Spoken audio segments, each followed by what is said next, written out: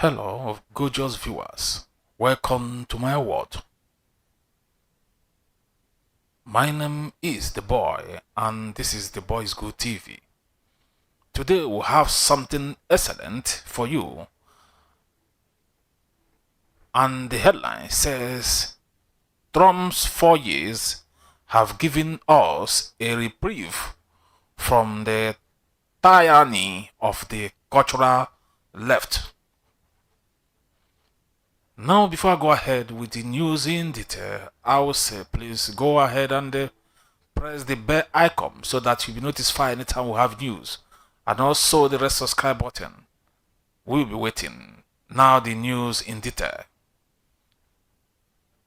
Trump has given the country a reprieve from the left agenda by undoing many of Obama's policies, but if Biden wins, he will reverse it all again. From Charlotte Allen, opinion contributor. Now in detail, I have no idea whether President Trump will win or lose his bid for re-election on November 3. The polls are predicting a sweep for Democratic candidate Joe Biden, although Trump seems to be enjoying at least minute surge that has tightened the race considerably. Still, even if Trump loses, he will have given America something for which to be internally grateful. A 4 years reprieve from the expanding tyranny of the cultural left. For example, there was Trump executive orders on September 1st putting a stop to so-called critical race theory and white privilege based employee training by federal agencies and their contractors. The training session, funded by taxpayer dollars and subsidizing an army of self-styled diversity and inclusion consultants, typically tell attendee that even the most colorblind-minded white people contribute to systemic racism and that the US has been inherently racist since its founding. Trump called critical race theory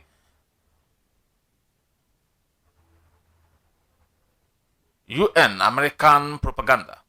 The message from this: it is okay to be proud, not ashamed of our country and its effort to live up to its founding proposition that all men are created equal. It is okay too, in Trump's American, to be upset that your school-age daughter might be forced to share a room and locker room with biological men, or forced to compete against biological men in sport that are supposedly girls only. In 2017, Trump rescinded an Obama-era regulation directing public schools across the nation to let transgender students use opposite sex facilities.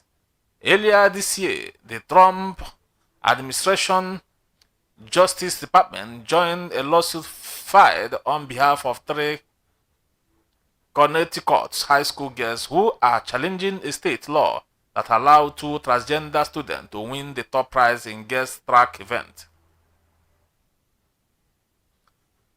Now, also rescinded by the Trump administration was the Obama's Education Department, their colleague letter in 2011 that required college tribunal as a condition of the college receiving federal aid to turn themselves into kangaroo court when judging accusation of sexual assault against most male faculty and students. Law standard of proof: no cross-examination if the alleged victim doesn't feel up to it. Nothing wrong with violating double jeopardy by adjudicating the case all over again when the first outcome is in favor of the accused. It is okay in Trump's Americans expert due process and a fair hearing when you are accused of a campus sex offense after your drunken hookup of the night before led to hurt feelings.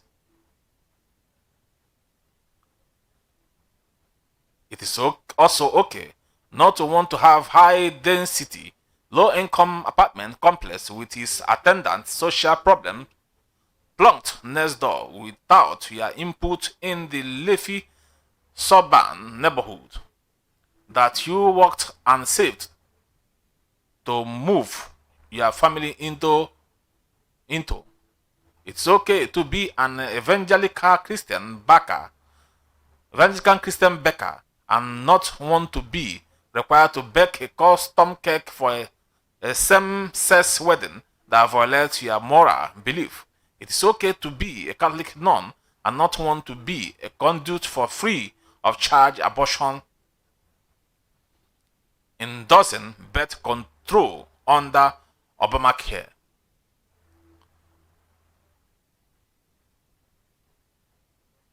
It is okay to be pro-life. It is okay to be pro-Israel. It is okay to be pro-gun worship, gun ownership.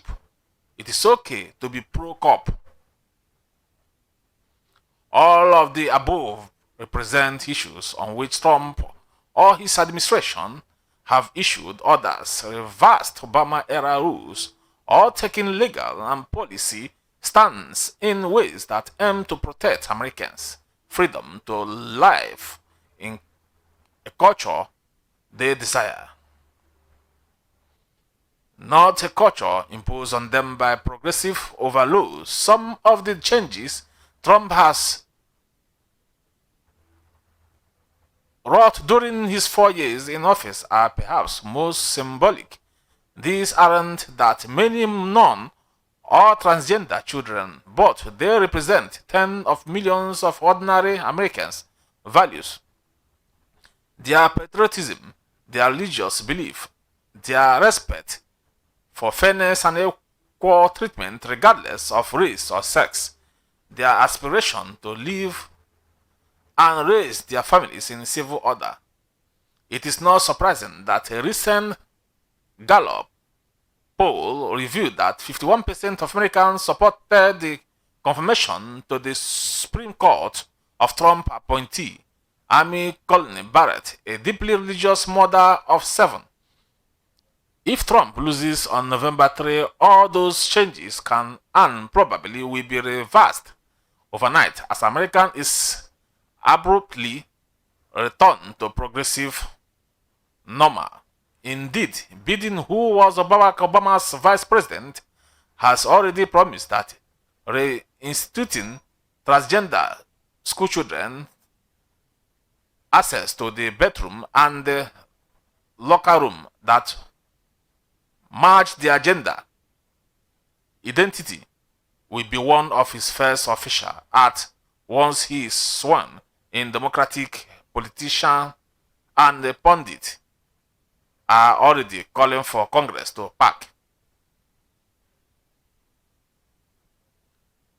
expand the Supreme Court so as to dilute and ultimately undo whatever protection for traditional values Trump judiciary appointee, including Barrett, managed to uphold.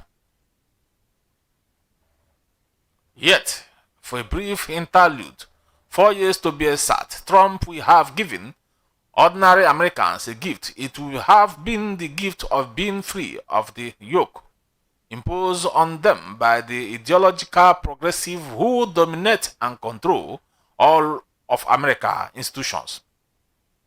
It is on its university, its schools, its media, its major corporation, and who knows, perhaps after November 3, it will be 8 years of freedom.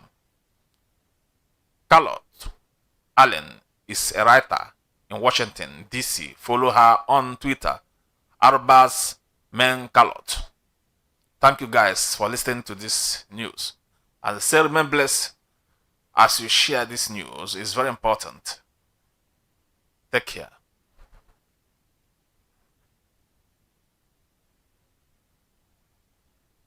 Oh,